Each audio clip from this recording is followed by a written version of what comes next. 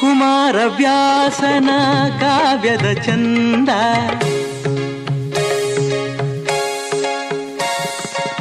ಕವಿ ಸರ್ವಜ್ಞನ ಪದಗಳ ಅಂದ,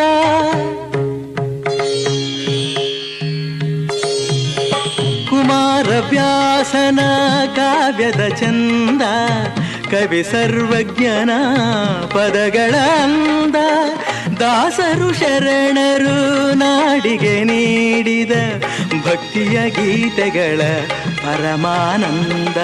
ರನ್ನನು ರಚಿಸಿದ ಹೊನ್ನಿನ ನುಡಿಯು, ಪಂಪನು ಹಾಡಿದ ಚಿನ್ನದ ನುಡಿಯು, ಕನ್ನಡ ತಾಯಿಯು ನೀಡಿದ ವರವು ಸುಮಧುರ ಸುಂದರ ನುಡಿಯೋ. ಜೇನಿನ ಹೊಳೆಯೋ, ಹಾಲಿನ ಮಳೆಯೋ, ಸುಧೆಯೋ, ಕನ್ನಡ ಸವಿ ನುಡಿಯೋ.